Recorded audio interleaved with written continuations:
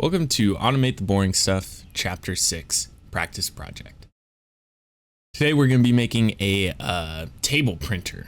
So it's going to be a function named printTable. It's going to take a list of lists of strings and displays it in a right justified, well-organized table.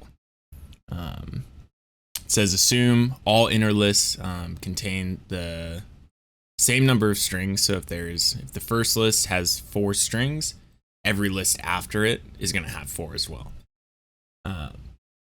So your output should look exactly like this. It's going to use the first index of each list, use write justify on it, and then print. And then it's going to skip to a new line and do the same thing. So what we're going to first want to do is define print table.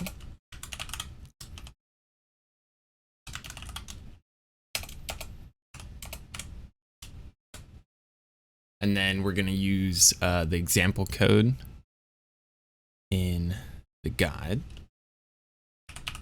Widths equal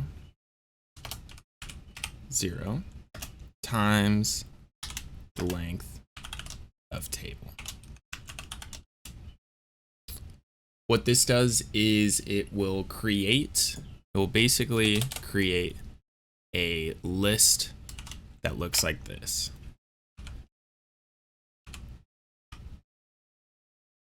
So what we want to use this for is taking the longest string in each list and setting that to each index. So here the longest string is cherries, and that has 8 characters in it. So it will set, what we want this code to do is set the first index to 8. Then for the first string, it'll be David, which is 5. Then move down to this third list, and goose or moose, 5 again. So we want this to equal that. Right now, it only equals 0, 0, 0. We need to also create a variable. We'll do length of lists.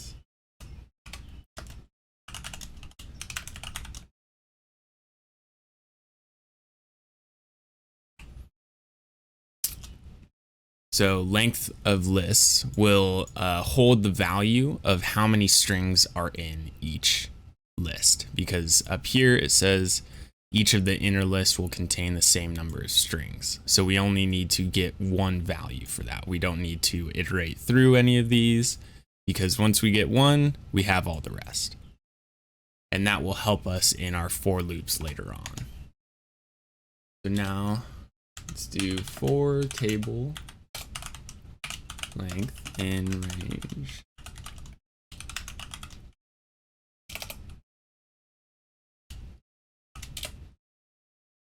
So we will iterate table length through the range of each list in table.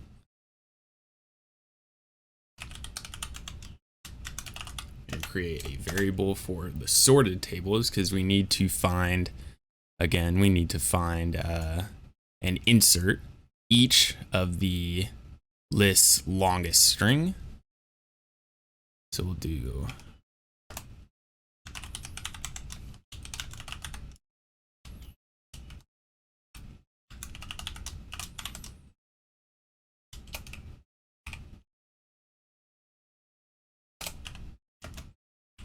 key equals length.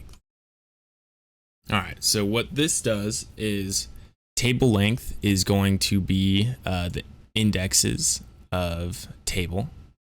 So it's going to be 0, 1, and 2. And then sorted table is going to equal each list. And then, so it'll take a table and then index 0. So it'll take the first list and then sort that list by length. So then that original list will now be, if we have this one, take index 0 of table data, and it will look through this and sort it by the length. So it'll have apples, then we're going to have banana. Move that over there. Cherries is the largest, so it's going to be at the end.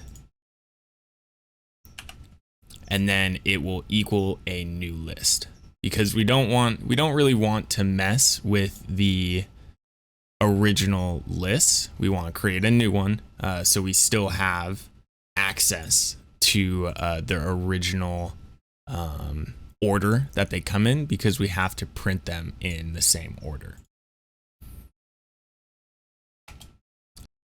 So what we're going to want to do now is take the placement of call width 0. So we're going to use call width index table length, because remember, table length is the range of table, which is 0, 1, 2. So it's going to take the first, second, and third placement of call widths and set it equal to the last or the length of the last string in each list. So we'll do length of sorted table, and we'll get the last value in there.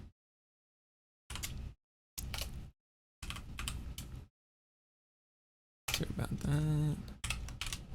Like that. So for this, it would take cherries, count it, it'll get the length of cherries, and then add it to the first index of call width. So now let's test to see if it puts the proper values in column width. So after it runs that for loop, we'll do print column width. Now let's put in this table data variable.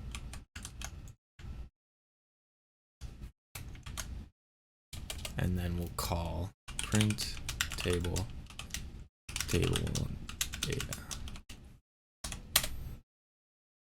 Perfect. So it will take the longest one in the first list, assign it to indices 0. Then David or Carol, Moose and Goose, are all of those are 5. I'll set that to there. We'll leave this down here. Delete that. So the next part of this code is going to be focusing on the output. So we have everything in place. We just need to print each string with write just.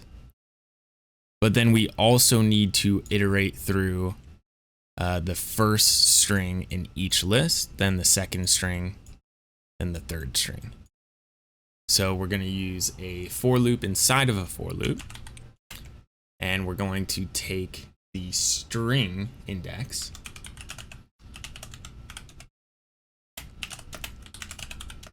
and this is where the length of the list come in handy, because remember, if there's 4 in the first one, there's going to be 4 in all of the other ones. And you need that variable because it could change the data that they give us. It could be 3, it could be a list of 2, it could be a list of 20, and we want our program to work for all of those. So we're going to do range of length of lists.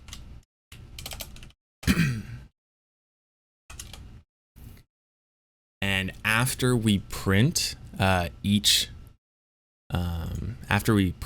line, we want a new line. So we will do a print statement, and we'll leave it blank. And then we'll add another for loop. But this time we want to iterate the actual list index, which will be 0, 1, 2.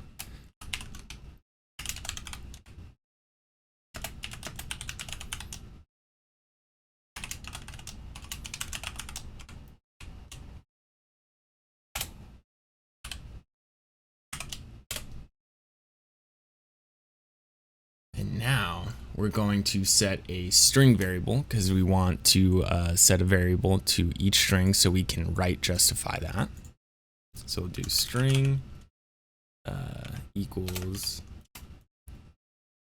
and we'll use each of these indexes, and we'll grab it from the original table.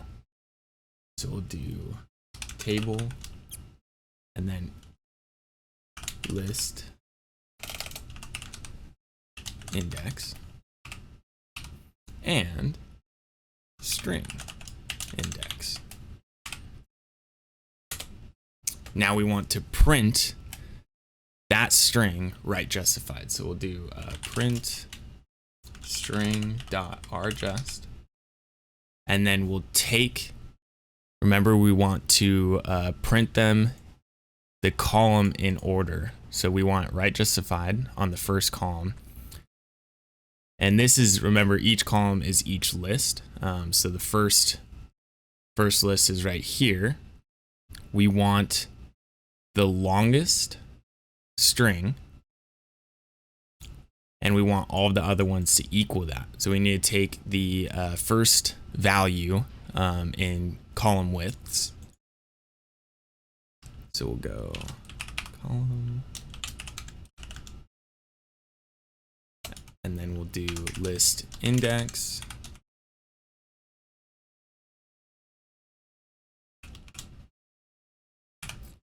But we don't want a new line printed after each, because remember it has to iterate through this, but we want it on the same line for the first three. And that makes it easy because this range only goes up to that. So we'll do end equals, and we'll do a space.